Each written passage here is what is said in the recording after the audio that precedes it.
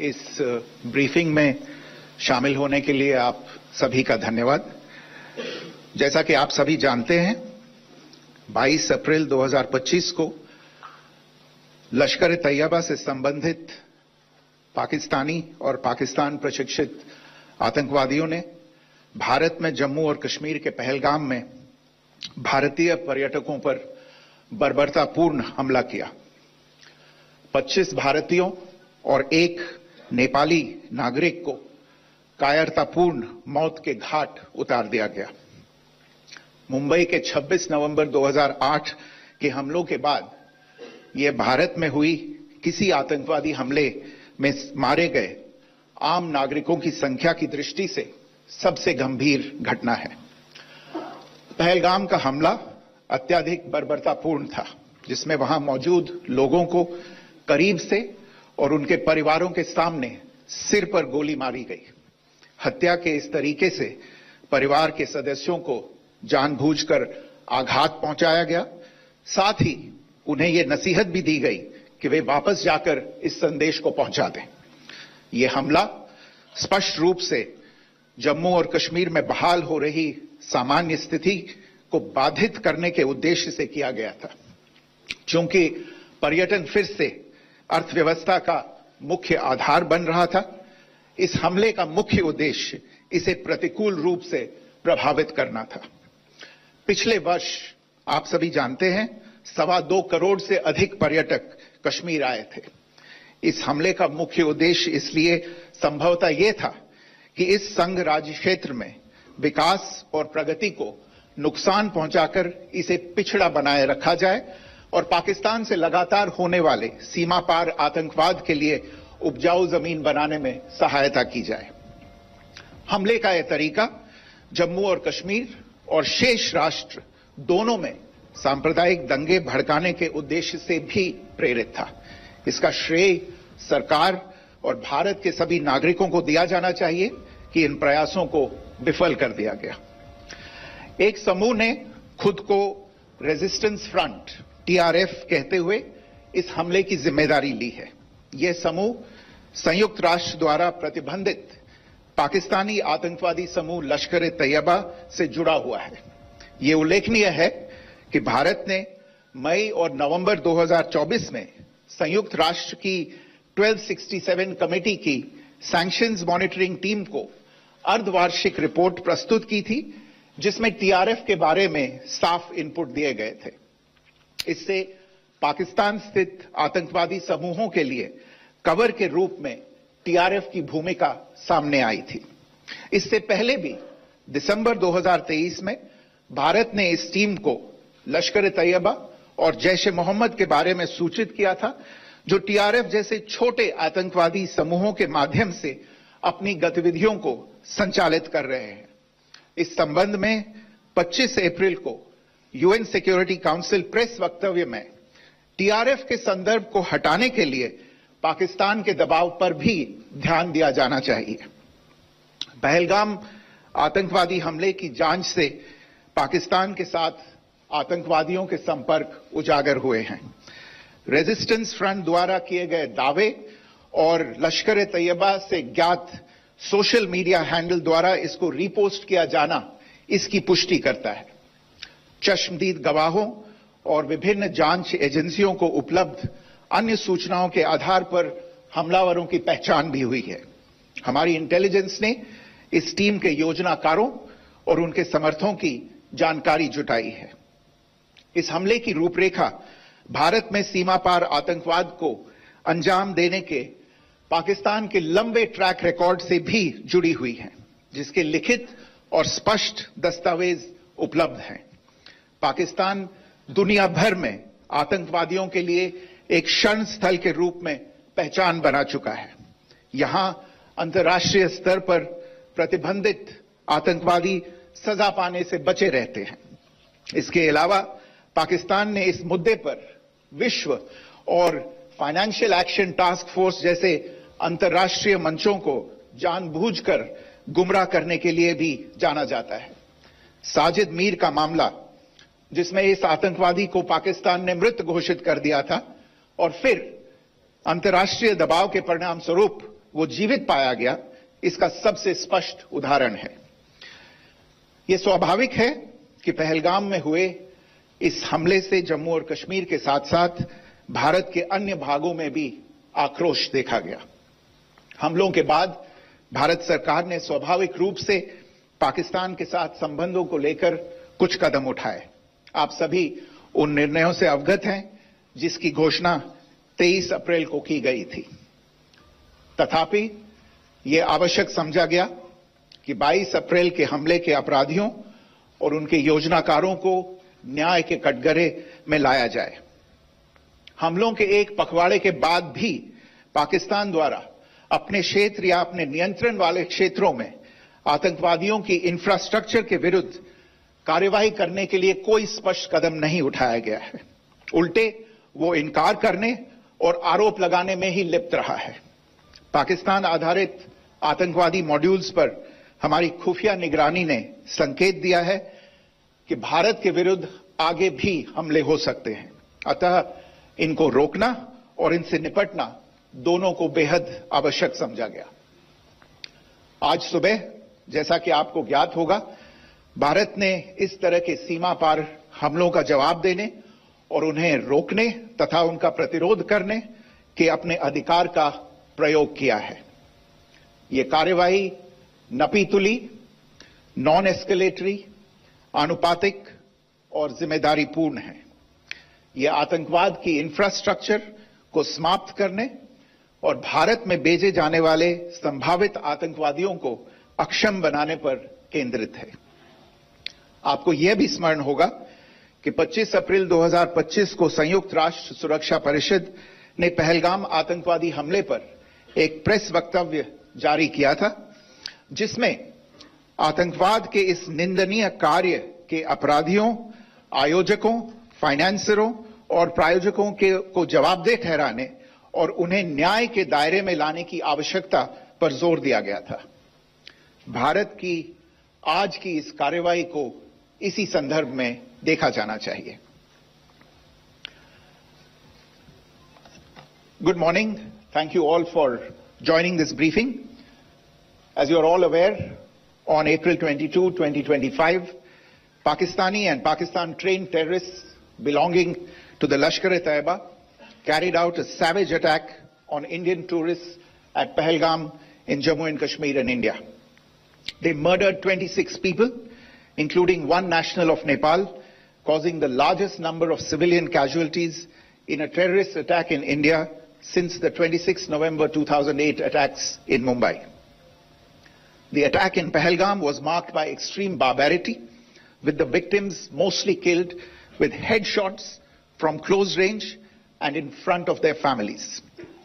Family members were deliberately traumatized through the manner of the killing, accompanied by the exhortation that they should take back the message. The attack was clearly driven by the objective of undermining the normalcy returning to Jammu and Kashmir.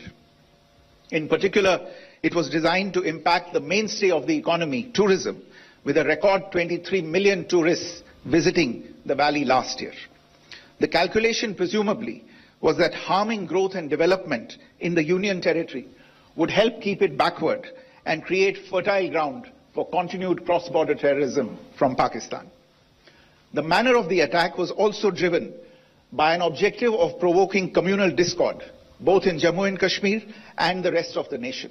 It is to the credit of the government and the people of India that these designs were foiled. A group calling itself the Resistance Front has claimed responsibility for the attack. This group is a front for the UN-proscribed Pakistani terrorist group Lashkar-e-Taiba. It is notable that India had given inputs about the TRF in the half-yearly report to the monitoring team of the UN's 1267 Sanctions Committee in May and November 2024, bringing out its role as a cover for Pakistan-based terrorist groups. Earlier too, in December 2023, India had informed the monitoring team about Lashkar and Jaish-e-Mohammed operating through small terror groups such as the TRF. Pakistan's pressure to remove references to TRF in the April 25 UN Security Council press statement is notable in this regard. Investigations into the Pahalgam terror attack have brought out the communication notes of terrorists in and to Pakistan, the claims made by the Resistance Front and their reposting by known social media handles of the Lashkar-e-Taiba speak for themselves. Identification of the attackers based on eyewitness accounts as well as other information available to law enforcement agencies has also progressed.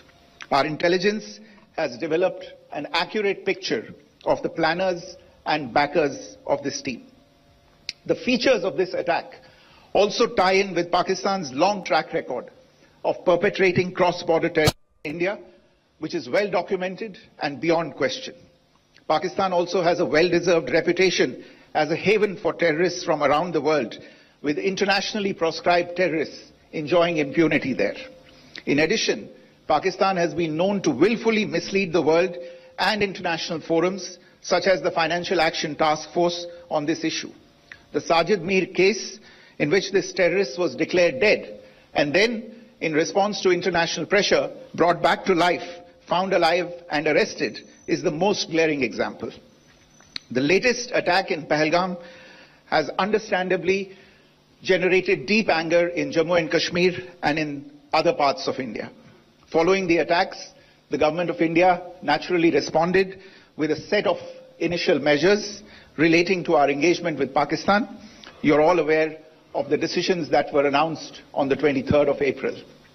However, it was deemed essential that the perpetrators and planners of the 22nd April attack be brought to justice.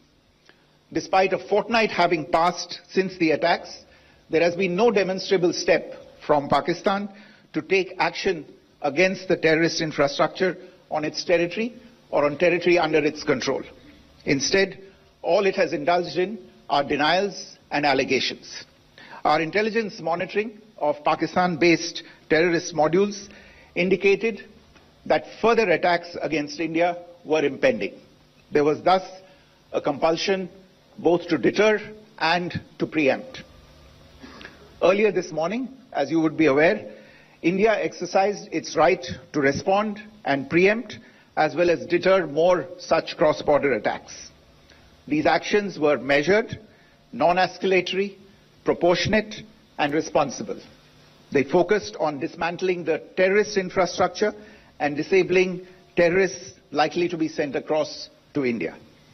You would also recall that the Security Council on 25th April 2025 had issued a press statement on the Pahalgam terror attack, underlining, and I quote, the need to hold perpetrators, organizers, financiers and sponsors of this reprehensible act of terrorism accountable and bring them to justice, unquote.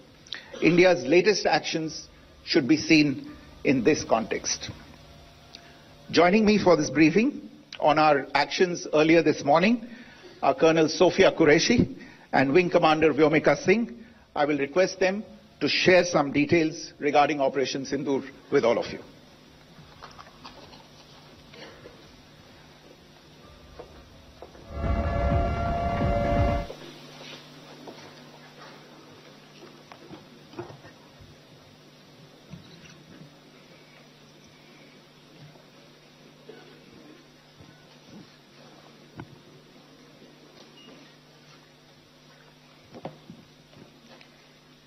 सुप्रभात देवियों और सज्जनों, मैं colonel Sophia Qureshi और मेरे साथ wing commander Vyomika Singh आज आपको 6 से 7 मई 2025 की रात 1:05 से 1:30 बजे के बीच भारतीय सशस्त्र बलों द्वारा अंजाम दिए गए ऑपरेशन सिंदूर के बारे में जानकारी देंगे। ऑपरेशन सिंदूर 22 अप्रैल को पहलगाम में हुए विभत्स आतंकवादी हमले के शिकार मासूम नागरिकों व उनके परिवारों को न्याय देने के लिए लॉन्च किया गया था। इस कार्रवाई में 9 टेररिस्ट कैंप्स को टारगेट किया गया और पूरी तरह से इसे बर्बाद किया गया। पाकिस्तान में पिछले 3 दशकों से टेरर इंफ्रास्ट्रक्चर का निर्माण हो रहा है। इसमें recruitment, indoctrination centres, training areas व लॉन्च पैड शामिल थे, जो पाकिस्तान और पाक अधिकृत जम्मू कश्मीर POJK दोनों में फैले हैं। Operation Sindoor was launched by Indian Armed Forces to deliver justice to the victims of Pahalgam terror attack and their families. 9 terrorist camps were targeted and successfully destroyed. Over the last 3 decades, Pakistan has systematically built terror infrastructure. It is a complex web of recruitment and indoctrination centers, training areas for initial and refresher courses, and launch pads for handlers. These camps are located both in Pakistan as well as Pakistan-occupied Jammu and Kashmir areas. Some of the well-known training camps are located, as you can see on the screen. They are distributed from Savai Nala in the north, counting to approximately 21, ending at Bhagalpur to the south. इन लक्ष्यों का चयन विश्वसनीय intelligence सूचनाओं के आधार पर हुआ, ताकि आतंक गतिविधियों की रीढ़ तोड़ी जा सके, और यह खास ध्यान दिया गया कि निर्दोष नागरिकों और सिविलियन इंस्टॉलेशन को नुकसान न पहुंचे। The selection of these targets for Operation Sindoor was based on credible intelligence inputs and role of these facilities in perpetrating the terror activities. The locations were so selected to avoid damage to civilian infrastructures and loss of any civilian lives. This was done with due diligence, and the camps selected for targeting and their engagement will now be shown to you one by one. POJK के target मैं आपको बताना चाहूंगी। सबसे पहले सवाई नाला camp Muzaffarabad, जो कि POJK के लाइन ऑफ कंट्रोल से 30 किलोमीटर दूर है। यह एक लश्कर तौयबा का ट्रेनिंग सेंटर था। 20 अक्टूबर 2024 सोनमर्ग, 24 अक्टूबर 24 गुलमर्ग, 22 अप्रैल 2025 पहलगाम, इन हमलों के आतंकियों ने यहीं से प्रशिक्षण लिया था। सैयदना बिलाल कैंप मुजफ्फराबाद, यह एक जैश मोहम्मद का स्टेजिंग एरिया है। यह हथियार, विस्फोटक और जंगल सर्वाइवल ट्रेनिंग का केंद्र भी था। गुलपुर कैंप कोटली, यह LOC से 30 किलोमीटर दूर था। लश्कर तौयबा का बेस था, जो रजौरी, पुंछ में सक्रिय था। 20 अप्रैल 2023 को पुंछ में और 9 जून 2024 को तीर्थ यात्रियों के बस हमले में यहीं से आतंकी को ट्रेन किया गया था।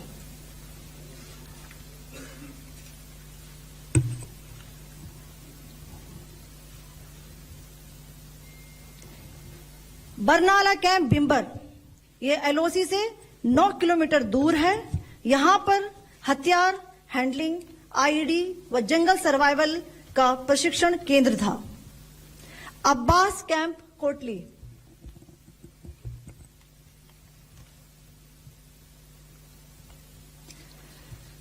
यह LOC से 13 किलोमीटर दूर है।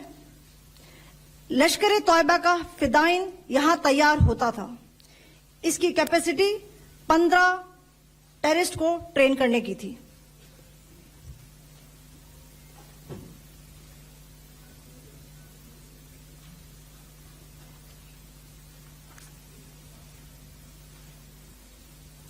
अब मैं पाकिस्तान के अंदर के टारगेट से अवगत कराना चाहूंगी।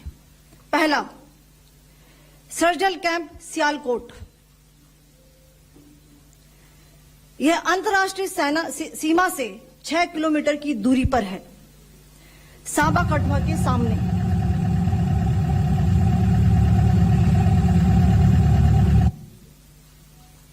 मार्च 2025 में जम्मू एंड कश्मीर पुलिस के 4 जवानों को की जो हत्या की गई थी, उन आतंकवादियों को इसी जगह पर ट्रेन किया गया था। दूसरा, महमूना जाया कैंप सियालकोट, यह 18 से 12 किलोमीटर IB से दूर था। हिजबुल मुजाहिदीन का बहुत बड़ा कैंप था। ये कठुआ जम्मू क्षेत्र में आतंक फैलाने का नियंत्रण केंद्र था। पठानकोट एयरफोर्स बेस पर किया गया हमला भी इसी कैंप से प्लान और डायरेक्ट किया गया था। मरकज ताइबा मुरीद के यह आईबी से 18 से 25 किलोमीटर दूरी पर है। 2008 के मुंबई हमले के आतंकी भी यहीं से प्रशिक्षित हुए थे। अजमल कसब व डेविड हेडली भी यहां ट्रेन हुए थे।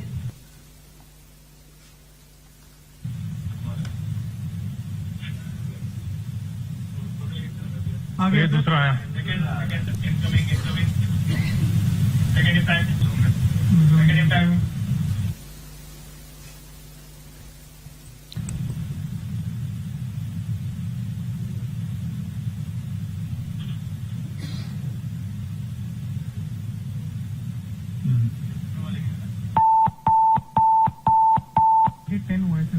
टारगेट 10 हुआ, एंक्लोजर सेम ही है। 7 it is hit the target. हाँ हाँ।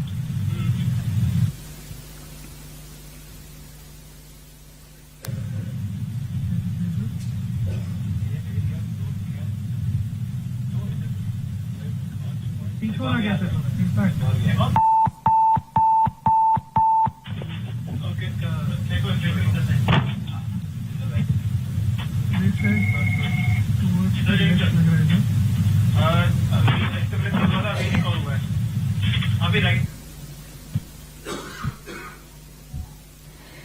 मरकज सुभान अल्लाह भावलपुर ये इंटरनेशनल बाउंड्री से 100 किलोमीटर दूर है। जैश ए मोहम्मद का मुख्यालय था। यहां पर रिक्रूटमेंट, ट्रेनिंग व इंडॉक्ट्रिनेशन का केंद्र भी था। शीर्ष आतंकी अक्सर यहां आते थे। मैं आप सबको बताना चाहती हूं कि किसी भी सैन्य ठिकाने का निशाना नहीं बनाया गया और अभी तक किसी तरह की नागरिक क्षति की रिपोर्ट नहीं है। धन्यवाद। जय Hind. The strike on the terror camps were undertaken through precision capability, as shown to you. A niche technology weapons with careful selection of warheads was ensured so that there will be no collateral damage. The point of impact in each of the target was a specific building or a group of buildings. All the targets were neutralized with clinical efficiency, and the results reiterate the professionalism of the Indian Armed Forces in the planning and execution of their operations. No military establishments were targeted. India has demonstrated considerable restraint in its response. However, it must be said that the Indian Armed Forces are fully prepared to respond to Pakistani misadventures, if any, that will escalate the situation. Jai Hind, and thank you very much. Ladies and gentlemen, friends in the media, I ask your indulgence today in view of the fact that this is still an evolving situation. We will therefore not be able to take questions and answers today, but we will come back for more updates and more briefings shortly. Thank you all very much for joining us this morning. Thank you. Jai Hind.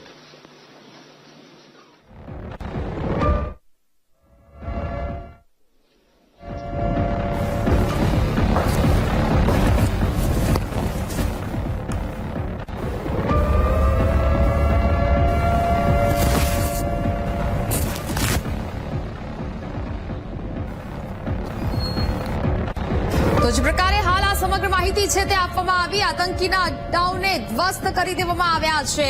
અત્યાર સુધી જે હુમલા કરવામાં આવ્યા તે તમામનો જડબાતોડ જવાબ હવે ભારત આપવા જઈ રહ્યું છે। ત્રણેય પાંખની સેનાઓ ઓપરેશન પાર પાડવા જઈ રહી છે। પહેલગામમાં થયેલા હુમલાના વિરોધમાં આ ઓપરેશન છે તે શરૂ કરવામાં આવ્યું છે અને તેને જ કારણે પાકિસ્તાન હવે ધણધણી ઉઠ્યું છે। જુદી જુદી જગ્યાઓને ટાર્ગેટ કરવામાં આવી છે। 9 જેટલી આ જગ્યાઓ કે જ્યાં ટાર્ગેટ કરવામાં આવ્યા છે અને અનેક આતંકવાદીઓના ઠેકાણાઓને ધ્વસ્ત કરવામાં આવ્યા છે।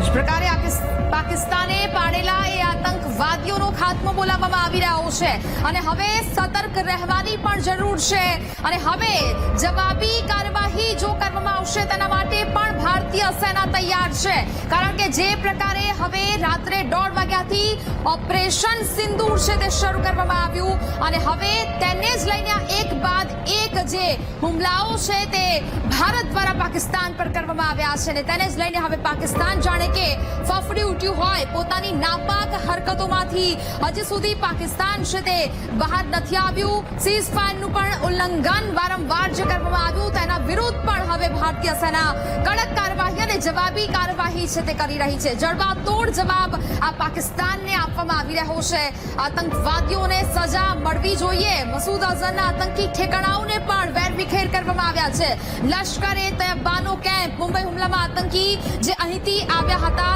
તે જ 9 જગ્યાઓ જે ટાર્ગેટ છે તે અહીંયા પસંદ કરવામાં આવ્યો છે ભારત દ્વારા અને ત્યાં જ આ હવાઈ હુમલાઓ છે તે કરવામાં આવ્યા અને હવે આ તમામ જગ્યાઓ પર નેસ્ત નાબૂદ છે તે કરી દેવામાં આવશે બિલાલ જૈશ એ મોહમ્મદનું લોન્ચ પેડ અહીંયા આ 9 ઠેકાણા છે તેમાંથી એક હતું જેને પણ આ 9 ટાર્ગેટમાંથી પસંદ છે તે કરવામાં આવ્યું છે અને ત્યાં પણ આ હવાઈ હુમલા થયા છે જ્યાં 100 થી વધુ આતંકવાદીઓ છે તેને ઠાર કરી દેવામાં આવ્યા છે સરજાલ ઇન્ટરનેશનલ બોર્ડરથી 8 કિલોમીટર દૂર જૈશ એ મોહમ્મદનો એક કેમ્પ કે જે આ 9 ટાર્ગેટમાંનો એક છે તેને પણ ભારતે ટાર્ગેટ કર્યો છે ત્યાં પણ આતંકવાદીઓનું ઠેકાણા અને ત્યાં જ રહીને આ ઓપરેશનો છે તે અહીંયાથી કરવામાં આવતા હતા અને નાપાક હરકતો છે તે અહીંયાથી કરવામાં આવતી હતી સતત જે કાર્યવાહી હવે ભારત દ્વારા કરવામાં આવી છે એક બાદ એક આંસુનો બદલો છે તે હવે ભારત અહીંયાથી લઈને રહેશે કારણ કે જમ્મુ કાશ્મીરમાં એ હુમલો થયો